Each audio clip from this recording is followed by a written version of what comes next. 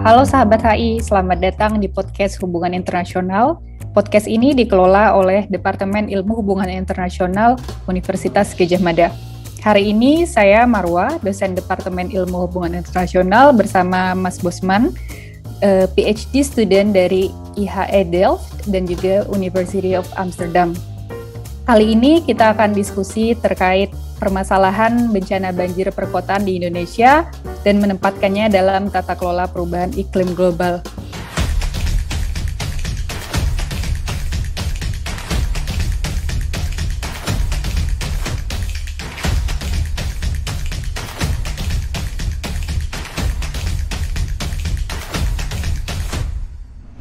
Halo Mas Bosman, selamat siang. Halo Marwa, selamat siang. Terima kasih.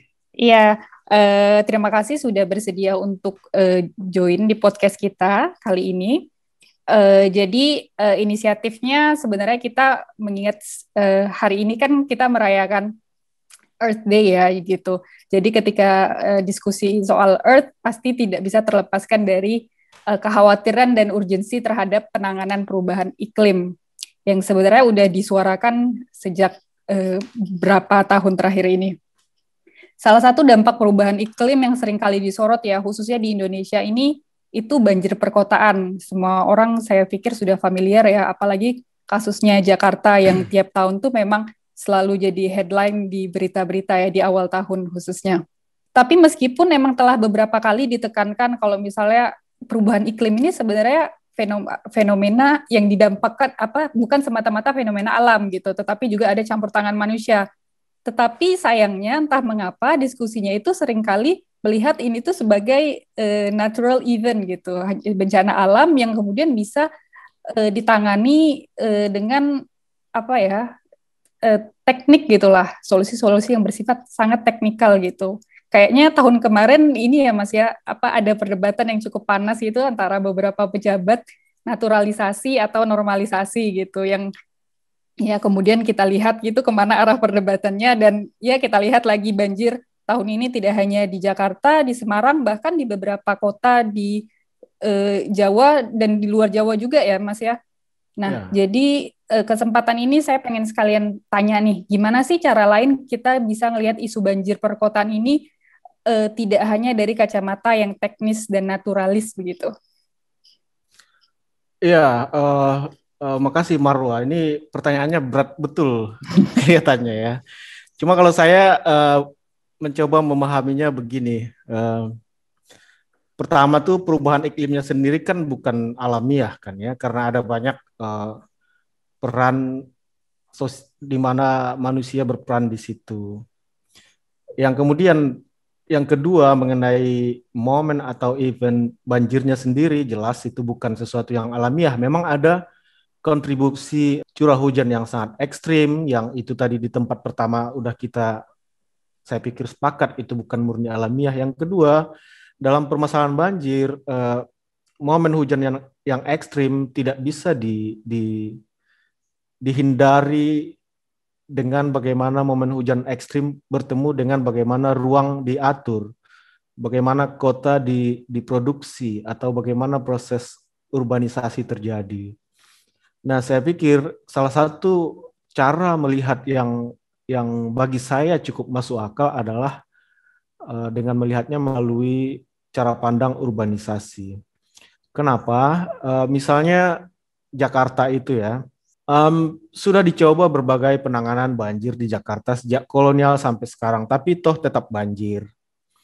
Kemudian fakta yang kedua yang bisa saya sampaikan menyangkut perubahan iklim tadi misalnya, data sejak 1800-an akhir sampai 2000-an awal, data bulanan curah hujan tidak terjadi peningkatan yang signifikan. Tetapi jumlah momen banjir tahunan sejak 1800-an akhir sampai 2000-an awal, artinya sekitar seabad lebih, setiap sekitar 50 tahun terjadi peningkatan 2 kali lipat momen banjir. Jadi kalau misalnya di 1800-an akhir, banjir terjadi 2 kali setahun, seperti yang terekam di banyak arsip media, 1940-an terjadi 4 kali atau 5 kali setahun, 2010 itu sudah sekitar 10 kali setahun. Jadi di satu sisi hujannya relatif stabil kalau kita lihat dari data curah hujan bulanan sejak 1800-an akhir. Di sisi lain, momen banjir 2 kali lipat setiap 50 tahun. 2 kali lipat setiap tahun, setiap dalam waktu setiap 50 tahun. Itu datanya. Jadi mau tak mau ya bagi saya cara menjelaskan yang lain harus dicari selain perubahan iklim. Oke. Nah, kalau misalnya kita melihat tuh dari datanya tuh kan ada, maksudnya ada yang aneh gitu ya. Nah, buat ngelihatnya nih cara lain selain perubahan iklim, gimana kita bisa melihat bagaimana banjir ini kemudian kok terus-menerus terjadi, bahkan intensitasnya semakin tinggi beberapa Ya, tahun terakhir ini. ya kita bisa teruskan tadi buka apa yang saya sebut sebagai urbanisasi itu. Kalau saya lihat banyak orang meriset di Jakarta, saya coba kelompokkan ya. Urbanisasi bisa dimaknai ke dalam 3 hal. Yang pertama, bagaimana tumbuhnya kota yang direncanakan secara modern, itu diawali oleh pendirian Batavia oleh Belanda pada awal abad 17 yang didesain secara modern, tapi kan di luar satu blok kecil Batavia di daerah Sunda Kelapa pada waktu itu sudah ada kampung-kampung yang sebut saja, izinkan saya menyebutnya organik atau lebih um, self manage kampung atau lebih lebih autokton.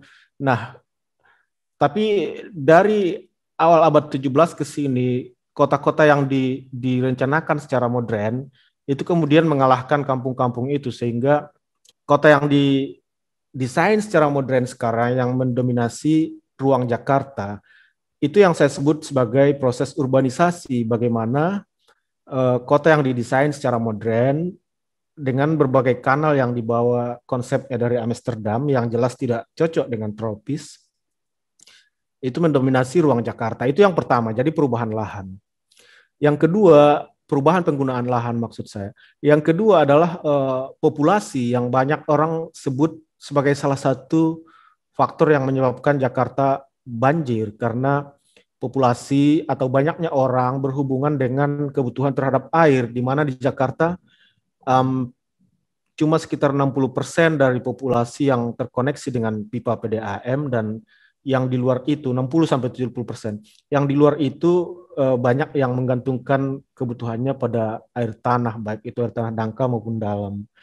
Nah, ekstraksi air tanah dalam menyebabkan amblesan tanah dan itu memperparah risiko banjir terhadap Jakarta, terutama banjir rob yang terjadi belakangan ini. Tapi kalau kita lagi-lagi jeli melihat data pertumbuhan populasi Jakarta, peningkatan yang sangat drastis terjadi sejak tahun 60-an ke sini. Jadi mulai dari abad 17 awal sampai 1960-an tadi, cuma berkembang sampai sekitar angka 3 juta, kurang lebih ya. Angka pastinya tentu ada banyak di banyak hasil riset itu. Tapi dari sejak 60-an ke sini dia kayak meledak menjadi sekarang Jakarta populasinya sekitar 10 juta, Jabodetabek 28 juta atau sebut saja sekitar hampir 30 juta. Itu yang kedua, populasi, bagaimana urbanisasi bisa dilihat. Yang ketiga adalah kalau saya banyak belajar air tanah, itu urbanisasi air tanah. Jadi sekitar tahun 1800-an, jumlah sumur air tanah di Jakarta tuh cuma sekitar 40-an. Dan sekitar 1960-an dia menjadi sekitar 350 sumur air tanah dalam. Tapi pada akhir periode Orde Baru, katakanlah 1998, itu jumlah sumur air tanah dalam udah menjadi 3.600-an. Artinya lagi-lagi ledakan sumur air tanah dalam terjadi di Jakarta dari periode 60-an ke sini. Itu tadi yang saya lupa menyebutkan, perubahan lahan yang masif juga menjadi semakin masif sejak 60-an ke sini di Jakarta yang pertama tadi. Nah, jadi dari 3 faktor yang banyak diidentifikasi oleh banyak peneliti bagaimana ruang yang banjir di Jakarta diproduksi, kita bisa melihat satu trajektori yang jelas polanya, baik itu dari perubahan penggunaan lahan, peningkatan populasi, maupun bagaimana jumlah sumur air tanah dalam meledak, itu kira-kira terjadi semakin banyak tahun 60-an ke sini. Itu yang saya sebut sebagai proses urbanisasi. Nah, ketiganya tuh saya pikir menyumbang terhadap bagaimana momen banjir di Jakarta diproduksi. Lahan terbangun atau perubahan penggunaan lahan, saya pikir kita tidak perlu banyak-banyak membaca teks tentang air untuk memahaminya, bahwa kalau banyak area tertutup yang ditutup dengan beton, jadi air hujan tidak bisa masuk ke dalam tanah, langsung mengalir ke dalam ceruk, ke sungai. Kalau sungai tidak mampu menampung, banjir. Kemudian populasi berhubungan tadi dengan dengan perubahan lahan pasti berhubungan, dan juga dengan kebutuhan akan air yang harus diambil dari air tanah. Dan yang ketiga, air tanah itu sendiri, di mana yang kedua terakhir menyebabkan amblesan, dan itu memperparah terutama bagian utara Jakarta terhadap risiko banjir laut atau rob kalau dalam bahasa Jawa Tengah ya. Jadi lumayan jelas saya pikir trajektorinya bagaimana proses produksi penciptaan kota itu tumbuh bersamaan dengan proses produksi penciptaan banjir perkotaan dalam kasus Jakarta. Jadi ada 3 tadi ya yang saya Ya, identifikasi, tentunya urbanisasi yang tak terlepas dari proses kolonialnya Belanda. Yang kedua itu populasi yang meningkat. ya, Dan yang ketiga itu perubahan lahan serta itu penggunaan air tanah yang meningkat. Tapi ini ya, ada satu yang saya identifikasi dari ketiga ini, kedua sih sebenarnya. Tahun ya. 1960. Apa yang terjadi di tahun 1960 itu sehingga tiba-tiba gitu jadi terjadi peningkatan populasi, perubahan lahan dan lain-lainnya di perkotaan. Ya, sebenarnya itu cuma satu proses yang menerus aja dari masa kolonial Batavia ya. Tahun 1960 itu terjadi satu perubahan. Kalau dari 45, dari 40-an sampai 45 kan itu satu proyek nasional yang kemudian menjadi negara bangsa Indonesia, yang saya pikir kalau kita lihat atau kita baca di banyak pidato tulisan Soekarno, itu kira-kira berideologi nasionalis kiri lah. Saya tidak bilang itu ideologinya sosialis atau apa, tapi saya pikir kalau saya cukup menyebutnya nasionalis kiri, anti kolonial begitu kan, sehingga dia berhasil mengusir apa yang disebut kolonial. Nah, Soekarno turun tahun 65 itu satu perubahan yang sangat drastis dalam bagaimana kehidupan sosial di Indonesia diatur, dari yang tadinya nasionalis kiri bergeser menjadi apa yang oleh banyak orang disebut sebagai Orde Baru, dan kemudian berubah menjadi developmental state atau negara pembangunanisme itu. Dan itu adalah satu pola konsentrasi spasial. Jadi Jakarta menjadi pusat dari kepulauan Indonesia. Itu sebelumnya sudah ada di masa Soekarno, tapi sejak Soeharto saya pikir konsentrasi spasial semakin mendalam ya. Misalnya kalau data sekarang kita buka, kalau tidak salah ingat angkanya ya, tapi kurang lebih nanti. Kepadatan penduduk di Jakarta sekarang ini itu 30 kali dari kepadatan penduduk di tempat lain di Indonesia. Kemudian kapital yang berputar di Jakarta itu, atau di seluruh Indonesia, 70%-nya itu beredar di Jakarta, itu sekitar tahun 2013.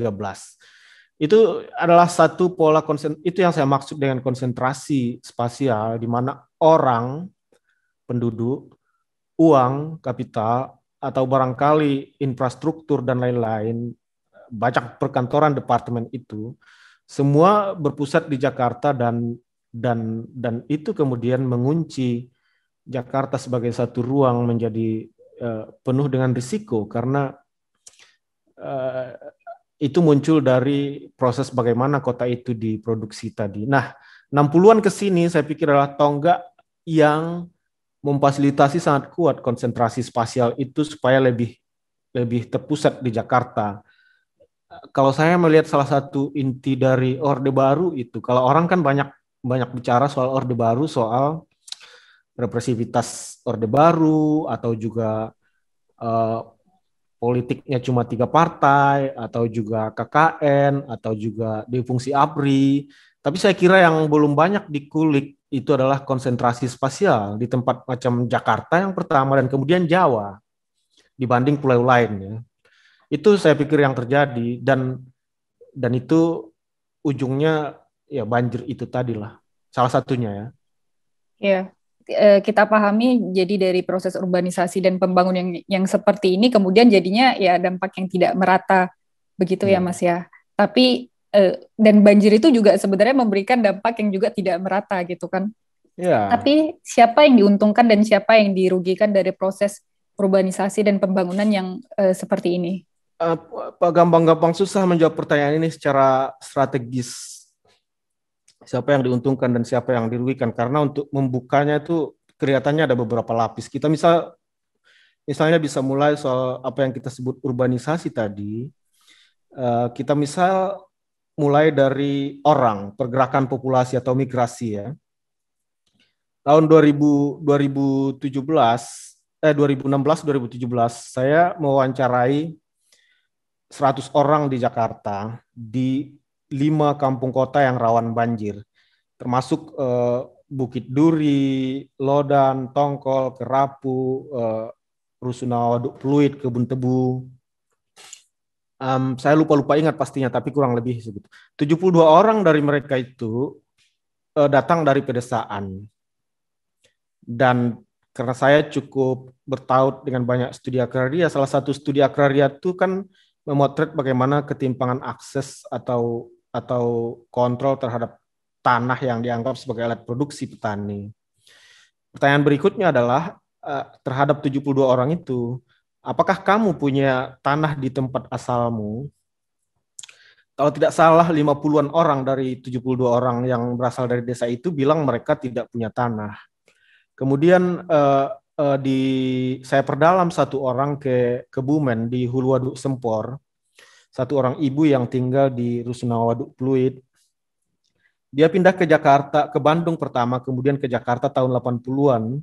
Ternyata dia digusur di desanya oleh proses yang pertama apa yang dalam kajian agraria kita kenal dengan political forest, yaitu bagaimana hutan diklaim sebenarnya sejak kolonial, sejak VOC kolonial Hindia Belanda kemudian diteruskan oleh negara Indonesia merdeka lewat perhutani, diklaim oleh perhutani dan rakyat termasuk ibu itu keluarganya dieksklusi dari mengakses hutan. Dan juga pada masa itu kita punya satu program bernama Revolusi Hijau di bawah Orde Baru. Salah satu elemennya adalah modernisasi agrikultur di Kebumen waktu itu pembangunan bendungan Sempor. Sebenarnya bendungan itu dimulai dibangun di survei zaman Belanda, pernah dibangun, kemudian runtuh, kemudian dibangun lagi tahun 80-an. Jadi itu pembangunan yang kedua, tapi meluas.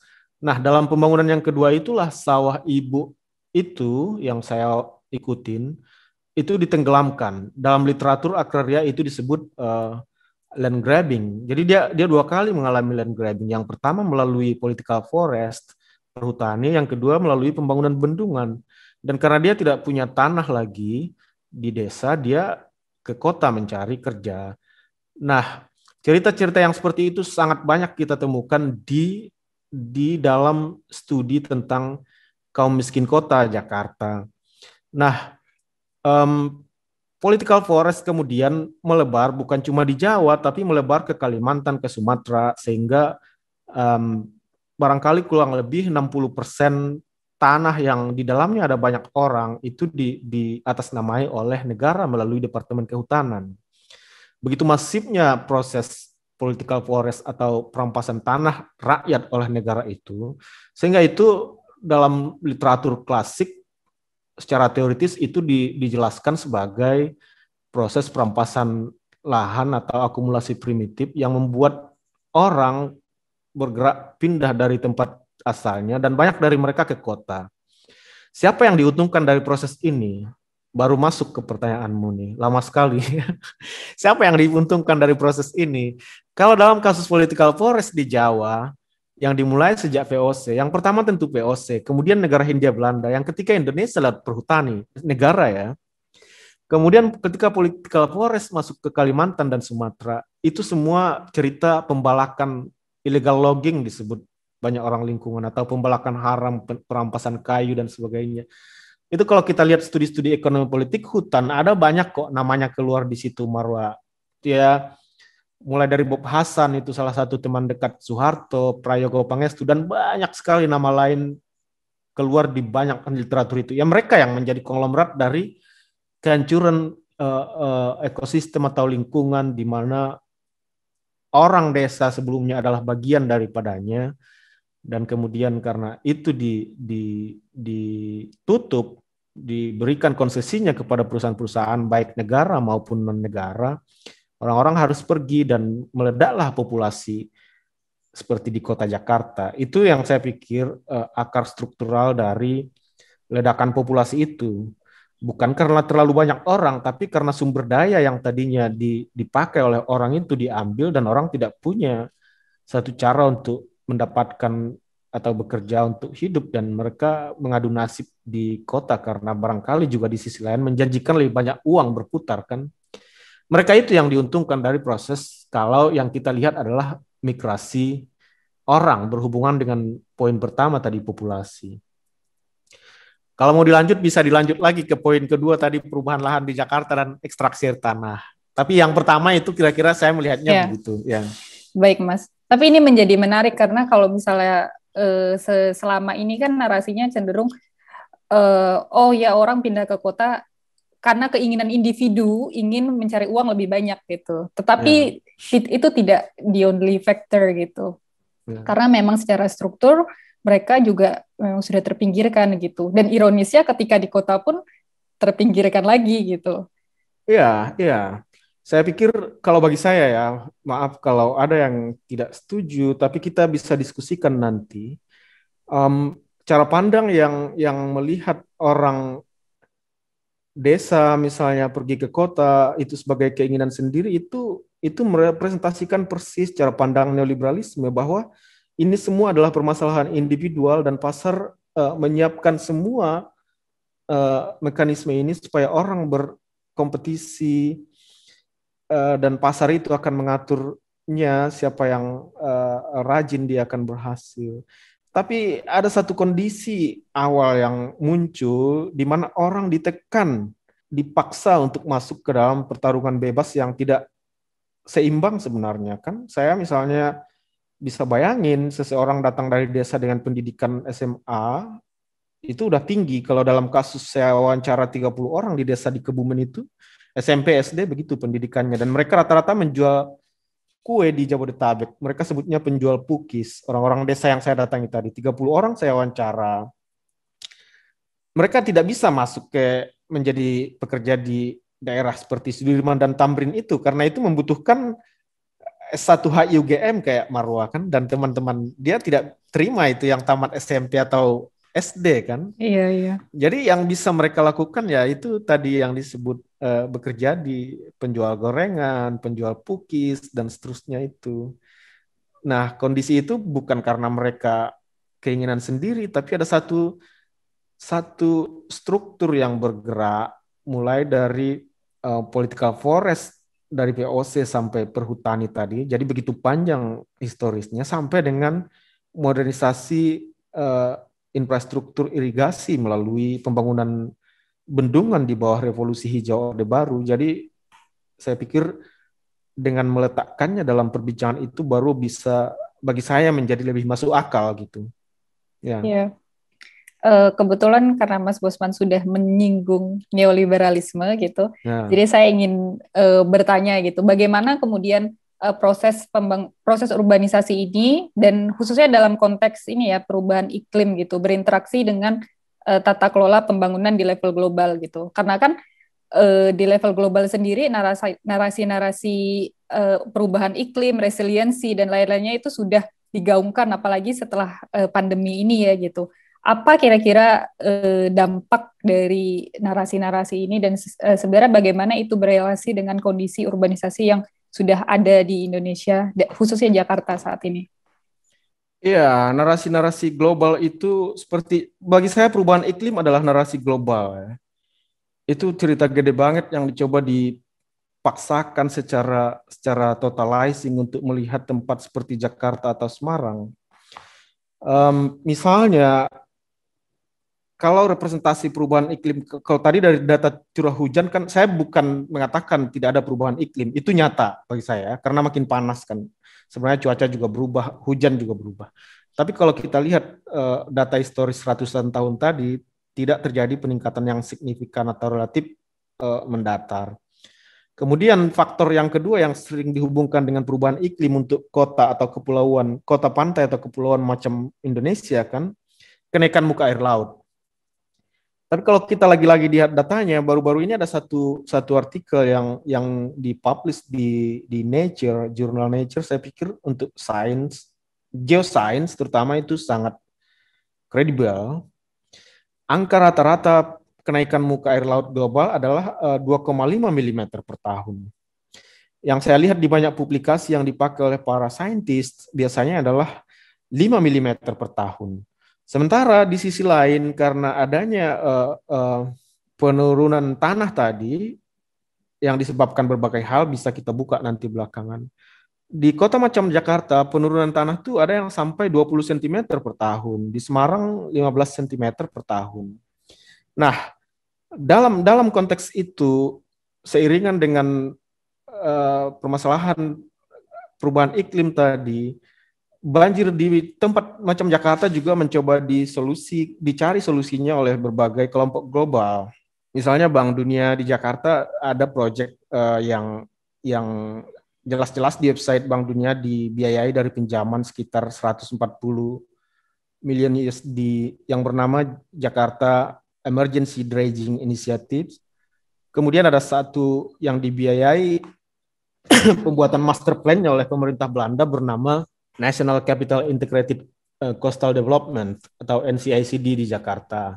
Dua-duanya adalah proyek penanganan banjir yang kalau saya lihat pendekatannya ya itu tadi teknis itu dia mungkin tidak sanggup ya. Saya tidak bilang mereka tidak mau.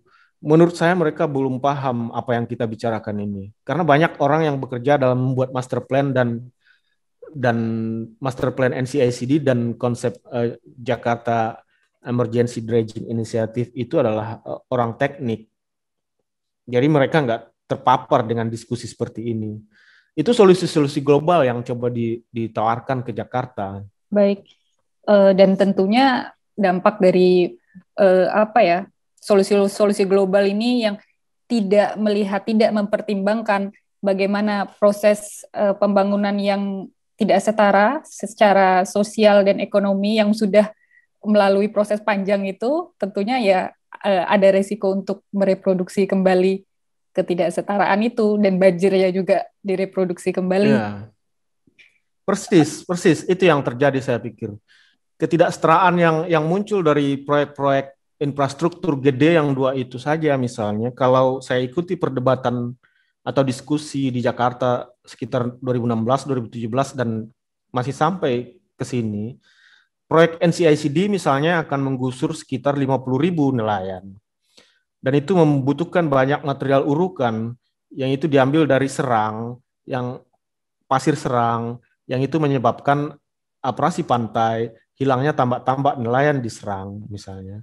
Kemudian Jakarta Emergency Dredging Project tadi, dia akan menggusur yang kemudian diikuti oleh berbagai program yang kurang lebih sama oleh Pemprov Jakarta.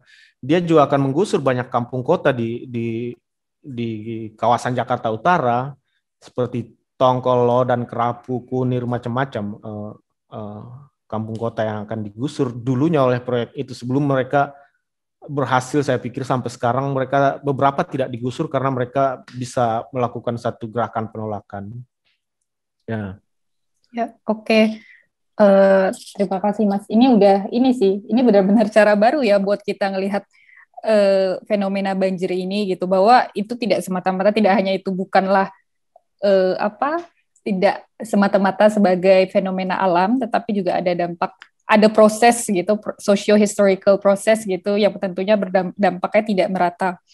Mungkin ini jujur kalau saya secara pribadi mendengar penjelasan ini agak apa ya, frustasi gitu. Tetapi saya ingin, mungkin ini pertanyaan terakhir juga sekalian menutup podcast ini. Gimana Ya, sih cara kita bisa merekonstruksi narasi dan praktek gitu dalam pembangunan di perkotaan gitu, supaya tata kelola perubahan iklim ini sifatnya tidak hanya berkelanjutan ya, tetapi juga adil begitu.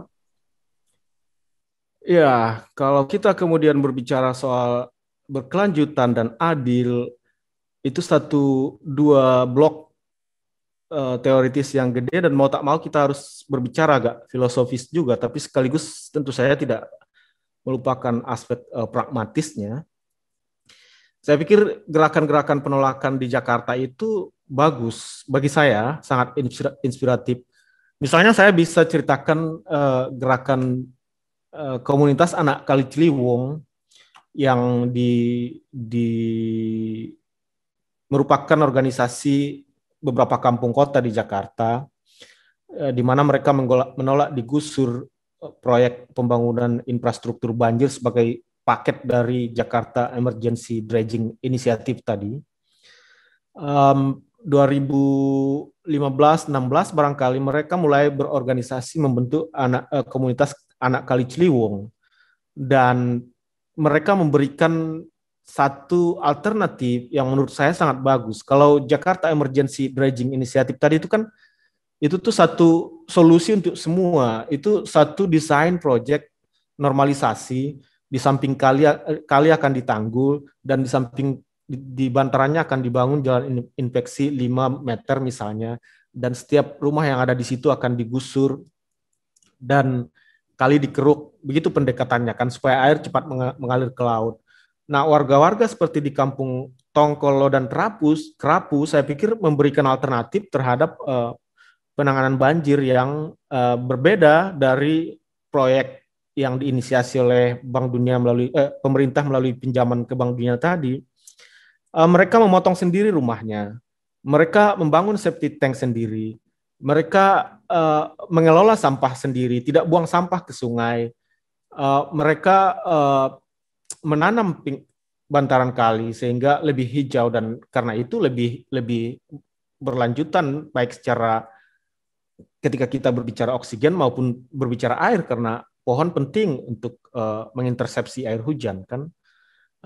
Sampah tidak dibuang ke sungai penting supaya sungai tidak menjadi macet. Rumah mereka potong sendiri supaya memberikan ruang bagi sungai atau sempadannya ada ruang lebih. Berbagai macam inisiatif itu mereka lakukan, dan juga mereka berorganisasi dalam satu organisasi yang mereka sebut sebagai komunitas anak Kali Ciliwung. Dan kalau kita lihat secara pendekatan yang dipakai pemerintah melalui infrastruktur gede itu pendekatan yang dari atas ke bawah, tapi yang dipakai rakyat itu dari benar-benar dari bawah ke atas. Mereka berapat berkali-kali dalam komunitas anak Kali Ciliwung untuk merumuskan satu langkah yang akan mereka ambil. Nah, pola-pola seperti itu, dan mereka tidak digusur sampai sekarang karena berhasil barangkali menimbulkan konsep alternatif dan banyak orang suka, dan pemerintah kemudian tentu saja enggan menggusur itu karena akan kalah secara opini publik. Dan kemudian ketika Pilgub Jakarta mereka menjadi tim sukses, banyak orang yang nggak suka, tapi saya pikir target orang kampung kota jelas supaya mereka tidak digusur, dan itu sampai sekarang mereka bertahan di situ. Nah, untuk mengkontekstualisasikannya dengan dua kata kunci darimu tadi, terutama soal justice atau keadilan, perlu dilihat bagaimana kampung kota itu muncul. Kampung kota seperti Tongkol, Kerapu, dan Lodan. Tongkol saya ingat itu datang dari pendudukan warga di kawasan Tongkol tahun 75, kemudian Lodan dan Kerapu sekitar 60-an awal. Jadi itu adalah satu yang dalam teks agraria disebut sebagai okupasi. Ternyata terjadi juga di kota, okupasi oleh kaum rakyat miskin kota terhadap tanah-tanah yang pada waktu itu menganggur. Misalnya mereka okupasi bantaran kali, dan mereka bertahan sampai sekarang. Tidak digusur dan memunculkan satu alternatif penanganan banjir. Berarti okupasi itu berlangsung udah sekitar 50 tahun. Nah, Dalam teks kritis, saya bisa kerangkai bahwa okupasi seperti itu adalah satu aksi langsung, direct action kalau dalam teks. Dan selain okupasi, ada banyak direct action yang lain dalam proses bagaimana mereka bertahan sampai sekarang. Misalnya bangun rumah. Mereka bikin rumah sendiri, tidak ada tukang yang disewa, atau barangkali ada, tapi saya pernah lihat mereka membuat rumah sendiri. Itu artinya kan otonom. Orang-orang di desa di Jawa biasa melakukan itu, membangun rumah secara bergotong royong tanpa menyewa tukang. Dan kelihatannya banyak dari mereka orang Jawa sehingga budaya itu dibawa di kampung kota. Itu kepengaturan yang mandiri, self-managed community kalau dalam teks. Jadi aksi langsung, pendudukan langsung, mengatur rumahnya sendiri, memunculkan konsep alternatif. Nah, kalau itu terjadi secara 50 tahun, saya pikir itu satu sekolah kehidupan yang sangat baik terus-menerus untuk menemukan satu bentuk demokrasi yang lain, yaitu demokrasi langsung. Karena demokrasi yang ada sekarang ini bagi saya adalah demokrasi representatif, di mana wewenang itu terlalu besar di perwakilan itu, di DPR.